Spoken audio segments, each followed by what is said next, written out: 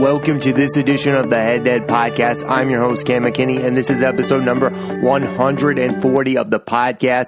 And in this edition of the podcast, I'm talking about the upcoming Super Bowl matchup of the Kansas City Chiefs versus the Tampa Bay Buccaneers. First off, for the Chiefs, this returning trip to the Super Bowl feels inevitable. They won the Super Bowl last year, and Patrick Mahomes is in the prime of his career, and he's got top weapons like Tyreek Hill and Travis Kelce all in their prime. And they have Andy Reid, who a lot of people don't like because of his mismanagement of the clock at times, but he is one of the better head coaches in the league. I mean, yes, you have Belichick, you have Mike Tomlin, but Andy Reid needs to be mentioned up there with the best coaches in the league because he's super consistent. Even at his lowest point of his coaching career, Andy Reid has never coached a bad team. And now what? This is his third trip to the Super Bowl, second year in a row going with Patrick Mahomes. He now has a franchise quarterback. He went to a Super Bowl with Donovan McNabb, who nobody in reality thought was a top tier quarterback. And now he has his franchise guy, and he has a chance to win many more Super Bowls to come. And this is a great opportunity for the Chiefs to be the first team to repeat since Tom Brady did it with the Patriots in the early 2000s. From the Bucs point of view, I'm shocked that they're in the Super Bowl. There's so many teams in the NFC that I would have picked ahead of them for a chance to go to the Super Bowl. I would have picked Seattle ahead of them. I would have picked New Orleans ahead of them. I, of course, would have picked Green Bay ahead of them. I mean, those are quarterbacks all in their prime except for Drew Brees. Russell Wilson and Aaron Rodgers are not in the Super Bowl, but yet 43-year-old Tom Brady is. That is insane, and he's doing it not with the New England Patriots, but with the Tampa Bay Buccaneers. That's insane. I mean, we all thought that moving on from Jameis Winston and his 30 interceptions, that the Buccaneers were going to be better, and we knew Tom Brady was going to go there and not turn the ball over. But for them to go 11-5, yeah, maybe I'm not shocked that they went 11-5, but the fact that they beat New Orleans in New Orleans, the Washington win, I don't really care much about that. Tom Brady should be beating a Washington team without a franchise quarterback, but to beat Drew Brees and that New Orleans Saints team, that's insane. That team is loaded. That team has Michael Thomas. That team has Alvin Kamara, and Tom Brady was able to go in there and get a huge playoff victory, one of the best playoff victories of his career. I know the defense played great, but I am shocked they beat the Saints. And then to beat the Packers, I mean, I saw that touchdown pass to Scotty Miller, and I was shocked that Tom Brady is still this good in the postseason. He's not always at his best in the regular season, even though this year he had 42 passing touchdowns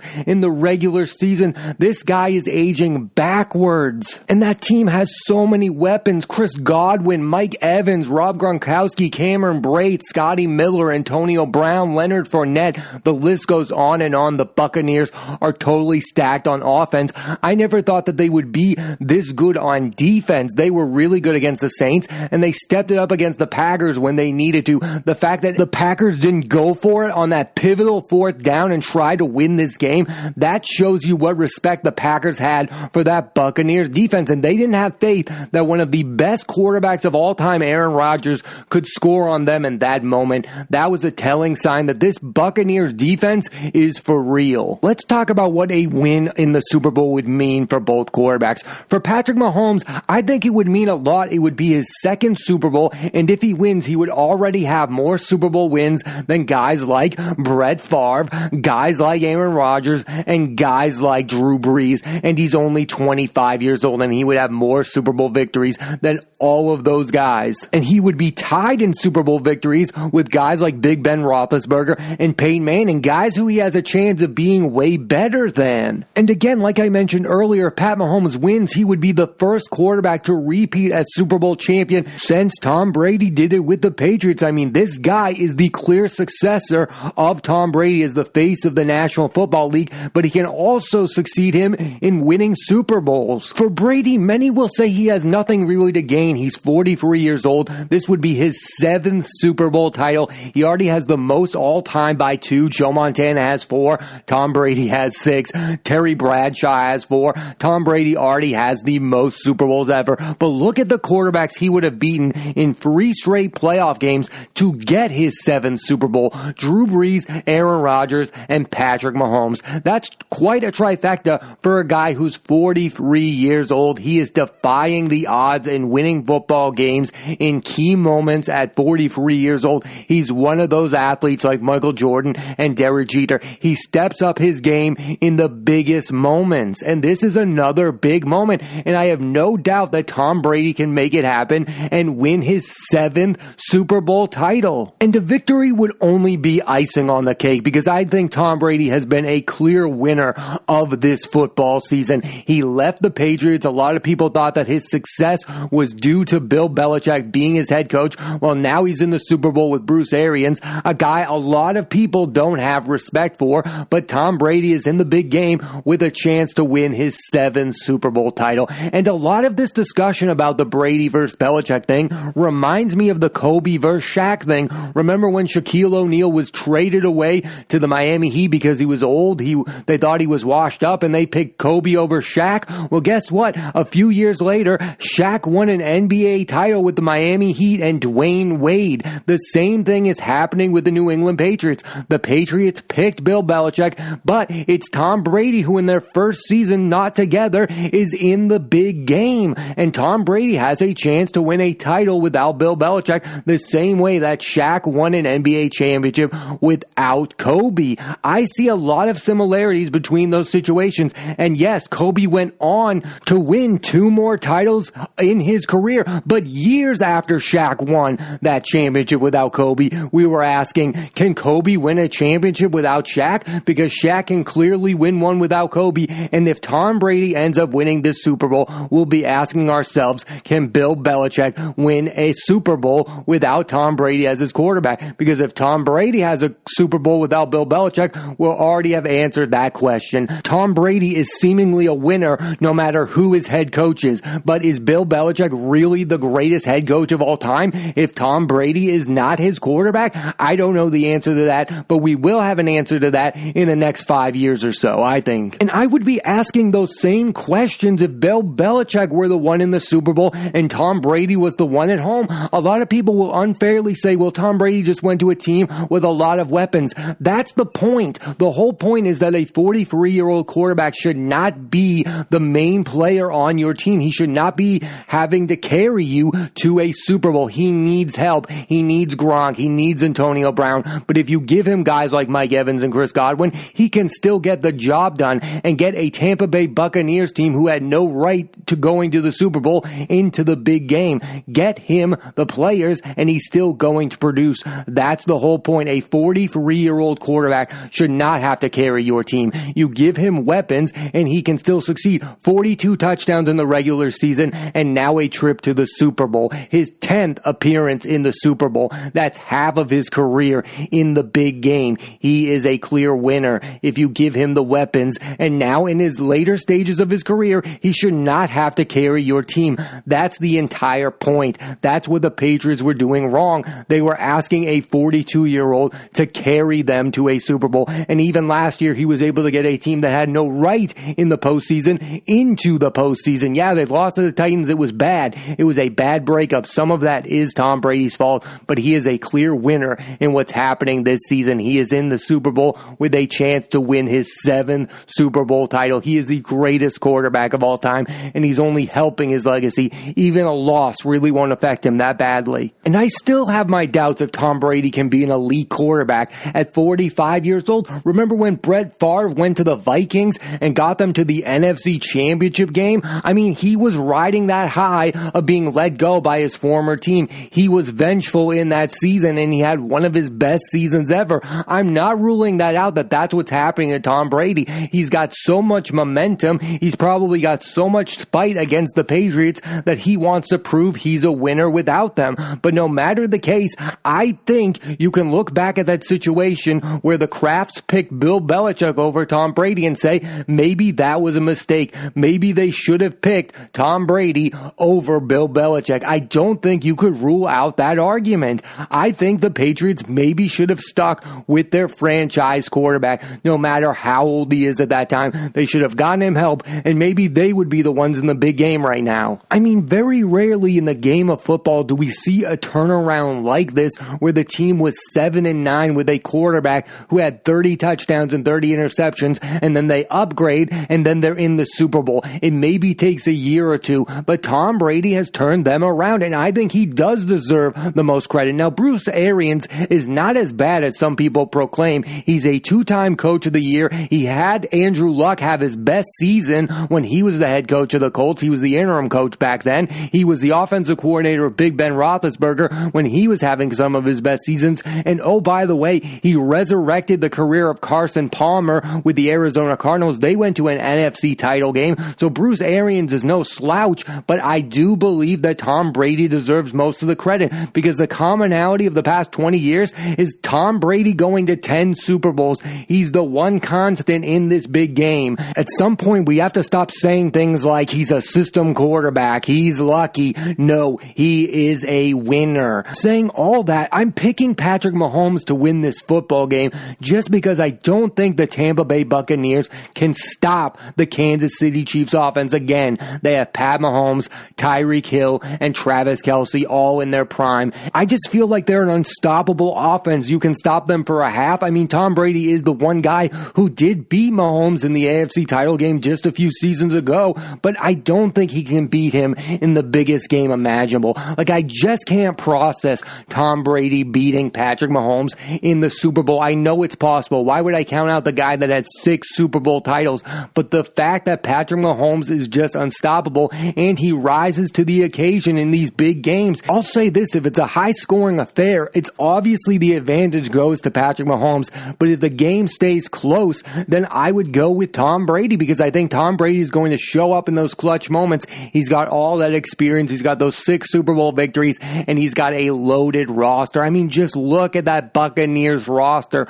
Godwin, Evans, Fournette, Gronkowski, Brate, Antonio Brown. There's so many weapons on the Buccaneers. This Super Bowl might be the biggest offensive outburst in the Super Bowl we've seen in quite a long time. I think if you look at this Super Bowl and this season as a whole, you can say that this year, more like any other, has been the year of the quarterback. All the teams that had success in the postseason are the ones that had great franchise quarterbacks. Mahomes and Brady are the ones in the Super Bowl. Josh Allen got to the AFC title game. Aaron Rodgers got to the NFC title game. And all the teams that didn't have top 10 guys, like the Rams with Jared Goff, there's question about Jared Goff and his future. The Rams weren't able to get back to a Super Bowl. Jimmy Garoppolo faltered this year. The Niners didn't even make the postseason. The teams with the best quarterbacks are the ones that made it to the playoffs and the ones that are in the Super Bowl. They're the ones that had the most success.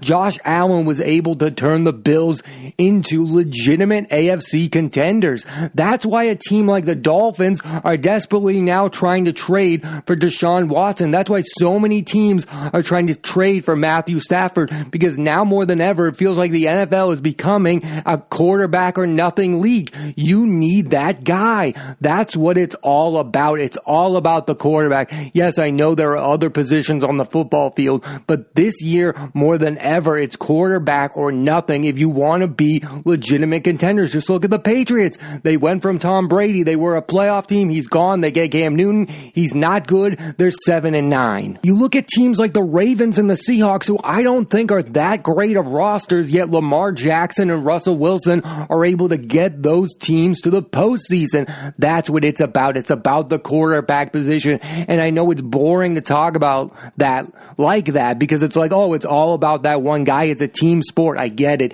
It's not a fun thing to say out loud, but now more than ever, it's about the quarterback. And these two teams are in the Super Bowl because one of them has Patrick Mahomes, a phenom who we've never seen anything like, who threw 50 touchdowns in his second season, an MVP. I mean, he's not going to win the MVP this season again because I think that's going to be Aaron Rodgers, but he's back in the Super Bowl because he's a generational talent. And then you have Tom Brady, who had 42 touchdowns and got a 7-9 Buccaneers team last year to 11-5 and a chance to win a Super Bowl, and he threw 42 touchdowns at the age of 43 years old. That's insane. He's a generational winner. That's what it's about. It's about the quarterback position.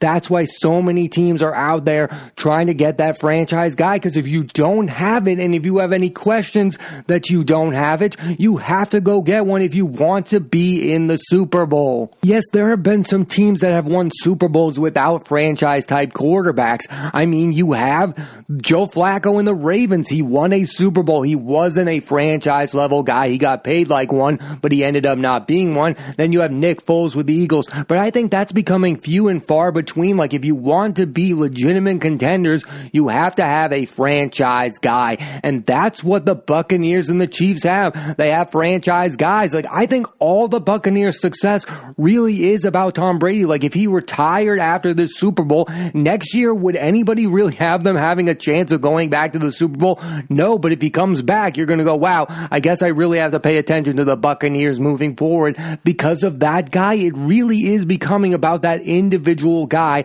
at that one position. It's about the quarterback position. I mean, just look at the Packers. Nothing about them is really that special. Devontae Adams is one of the best receivers in the league. Yes, Aaron Jones is a really good running back, but really the key to that team's success is Aaron Rodgers. He's been to the NFC title game like, 4 of the last 5 years. He's had some heartbreaking losses, but none of it's really his fault. He's had head coaches like Mike McCarthy and Matt LaFleur who are not top-tier head coaches. Aaron Rodgers is the biggest reason why the Packers are in the dance. We shouldn't be blaming him. That's why when he's asked, like, what's your future with the team? And he says it's uncertain. And then the team goes, we're not dumb. We're bringing him back. They know how important Aaron Rodgers is to their success. He is the biggest reason to their success. He's a once in a lifetime talent. He's a franchise quarterback. And those guys right now more than ever, are irreplaceable. And that's why a lot of people look at the Patriots and go, wow,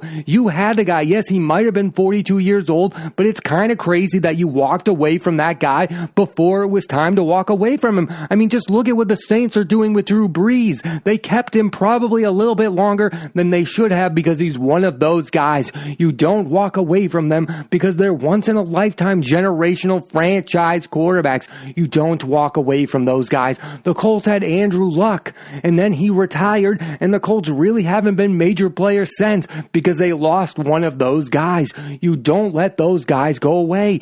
That's why everyone's interested in Deshaun Watson. That's why everyone's interested in Matthew Stafford, because every team needs one of those guys to be legitimate Super Bowl contending teams. I also despise that argument that anybody could be winning with the Buccaneers. Yes, I think if you put a lesser quarterback on the Buccaneers, they would have really good stats. Like if Kirk Cousins was the quarterback of the Buccaneers, he would probably have a 40 touchdown season too. But once he got to the playoffs, he would wet his pants and lose in the postseason because Kirk Cousins is not clutch. The same thing with Patrick Mahomes. Do I think if I put Lamar Jackson on the Kansas City Chiefs, yes, he would be an MVP level quarterback as well. He would be putting up historical numbers, but I don't have faith that Lamar Jackson would win a Super Bowl with the Chiefs. I have faith in Tom Brady and I have faith in Patrick Mahomes because I've seen them do it. They're not just stat chasers, they're winners. That's what you need at that position.